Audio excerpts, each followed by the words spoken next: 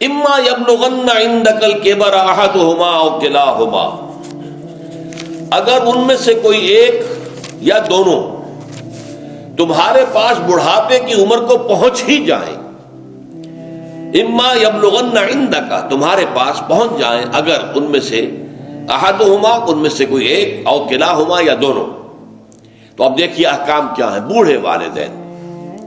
فلا تقل لہما if, number ایک انہیں اف تک مت کہو۔ اف کیا ہے؟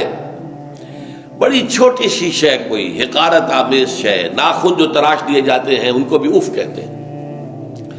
اتنی سی چھوٹی بات بھی ان سے نہ کہو کہ ان کی گستاخی جو ہے اس درجے میں ہو رہی ہو، جیسے کہ یہ تراشے ہوئے ناخن ہے، اس درجے میں بھی کوئی گستاخی ان کے سامنے نہ کرو۔ فلا تقل لہما اف، اف ہے آپ پر۔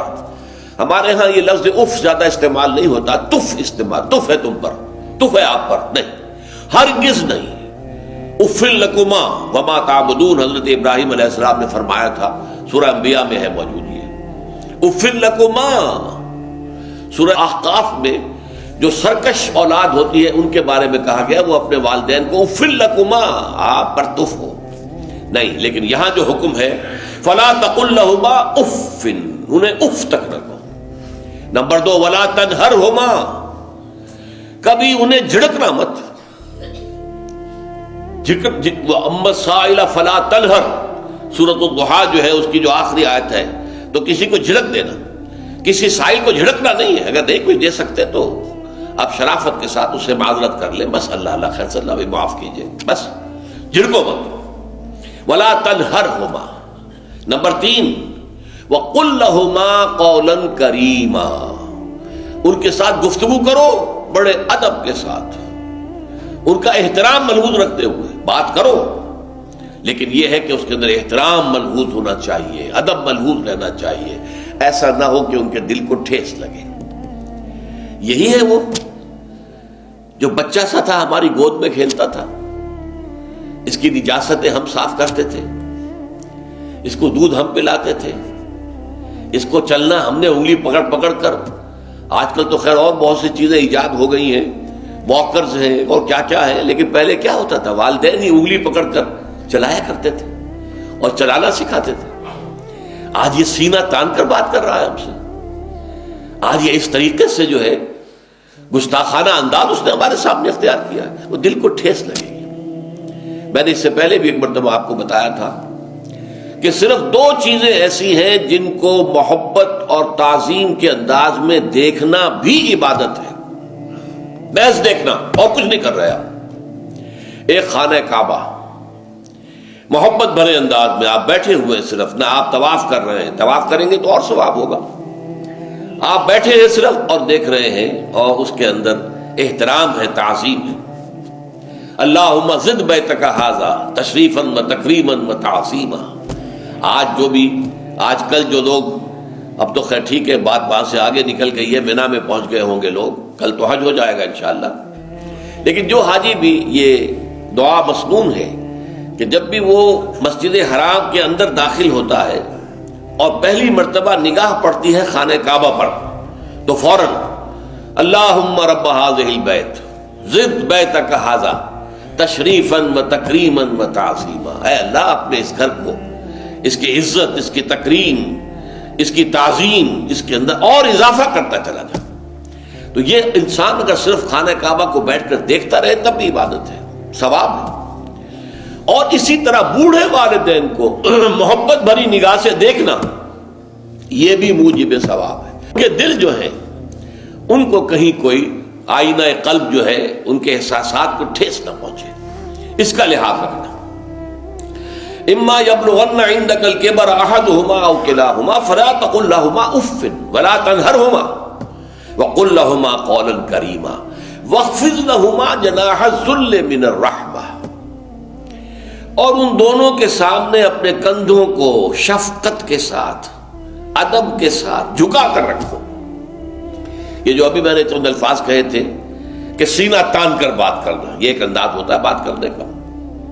ایک یہ ہے کہ آپ بات کر رہے ہیں والدین سے، والدہ سے، والد سے، لیکن جھکے ہوئے، کندھے جھکائے ہوئے۔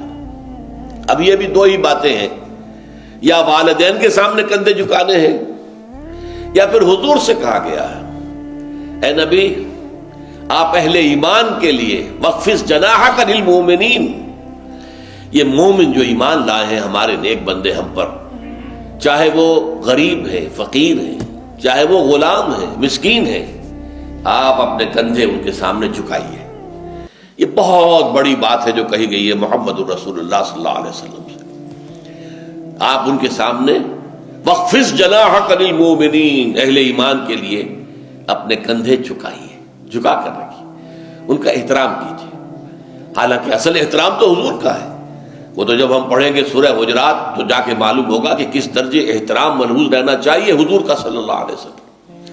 لیکن یہاں نوٹ کیجئے وَخْفِضْ لَهُمَا جَنَاحَ الذُّلِّ مِنَ الرَّحْمَةِ، اور اس سب کے بعد بھی وَقُلْ رَبِّ ارْحَمْهُمَا كَمَا رَبَّيَانِي صَغِيرًا، اور یہ دعا کرتے رہا کرو اے رب ہمارے ان دونوں پر، میرے والدین پر رحمت فرما، رحم کر، جیسے کہ انہوں نے مجھے پالا پوسا جبکہ میں چھوٹا سا تھا۔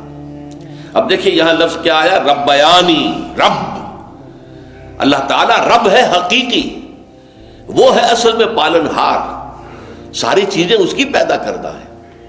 ماں باپ کے دل میں بھی محبت اور شفقت تو اسی نے ڈالی ہے، ماں کی چھاتیوں میں دودھ تو اسی نے بنایا، پیدا کیا ہے، تو اصل رب تو وہ ہے۔ لیکن اس کی ربوبیت کا ظہور جو ہو رہا ہے عالم واقعہ میں، عالم مادی میں، وہ والدین کی ربوبیت ہے۔ والدین پال رہے ہیں، پوس رہے ہیں، اپنی راتوں کی نیندیں حرام کرتے ہیں، بچے کو تکلیف ہے تو والدین نہیں سو سکتے، کوئی اور معاملہ ہے تو اس ظاہر بات ہے کہ ان کا آرام چین بالکل حرام ہو جاتا۔ یہ ہے در حقیقت۔ اب ان کا بدلہ کیا چکا سکتا ہے آدمی؟ میں نے بار عرض کیا ہے کہ شکر جو ہے وہ شکر کا تقاضا یہ ہے کہ انسان حق ادا کرنے کی کوشش کرے۔ حل جزاء الاحسان الا الاحسان، کسی نے آپ کے ساتھ بھلائی کی ہے تو آپ کو بھی اس کے ساتھ بھلائی کرنی چاہیے۔ لیکن والدین نے جو بھلائی تمہارے ساتھ کی ہے تم اس کا بدلہ کیا دے سکتے ہو؟ اگر تم نے ان کے بڑھاپے میں خبر گیری کر بھی لی تب بھی وہ بدلہ نہیں ہو سکتا کہ جو انہوں نے تمہارے وجود میں آنے اور تمہارے لیے جو مشقتیں جھیلی ہیں، جو ایثار کیا ہے، جو قربانیاں دی ہیں تمہیں پالنے پوسنے کی، اس کا بدلہ نہیں ہو سکتا۔ اس کا بدلہ ایک ہی ہے، اور وہ کیا ہے؟ اللہ سے دعا کیا کرو وَقُلْ رَبِّ ارْحَمْهُمَا كَمَا رَبَّيَانِي صَغِيرًا، پروردگار ان دونوں پر رحم فرما، رحمت نازل فرما، ان کی مغفرت فرما، ان کے درجات بلند کر، ان کی غلطیوں سے درگزر فرما، ان کے گناہوں کو بخش دے، ان کی غلطیوں سے چشم پوشی اختیار فرما پروردگار۔ اور یہ در حقیقت میں تجھ سے درخواست کیوں کر رہا ہوں کہ مجھ پر ان کے احسان کا بہت بڑا بوجھ ہے، ان کے احسانات کا بدلہ میں نہیں چکا سکتا۔ وَقُلْ رَبِّ ارْحَمْهُمَا كَمَا رَبَّيَانِي صَغِيرًا، اور کہا کرو اے رب ہمارے، اے رب میرے ان والدین کے اوپر، بوڑھے والدین پر رحم فرما۔ اور ظاہر بات ہے کہ یہ سلسلہ جو ہے یہ صرف زندگی کا نہیں ہے، ان کے انتقال کے بعد بھی رب ارحمہما کما ربیانی صغیرا، رب اغفر لی ولوالدی وارحمہما کما ربیانی صغیرا، یہ آپ کی نمازوں کے ساتھ دعاؤں میں مستقل دعا ہو جانی چاہیے کہ اے پروردگار مجھے بھی بخشش فرما دے، مجھے بھی بخش دیجو، اور پھر میرے والدین کو بھی بخش دیجو، اور ان پر رحمت نازل کیجو جیسے کہ اس نے مجھے پالا پوسا تھا جبکہ میں چھوٹا سا تھا۔ وَقُلْ رَبِّ ارْحَمْهُمَا كَمَا رَبَّيَانِي صَغِيرًا۔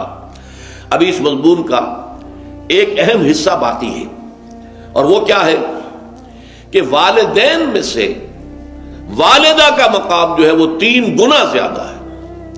اس پر انشاءاللہ تعالی اب اگلی نشست میں گفتگو ہوگی۔ اقول قولی ھذا واستغفر اللہ لی ولکم ولسائر المسلمین والمسلمات۔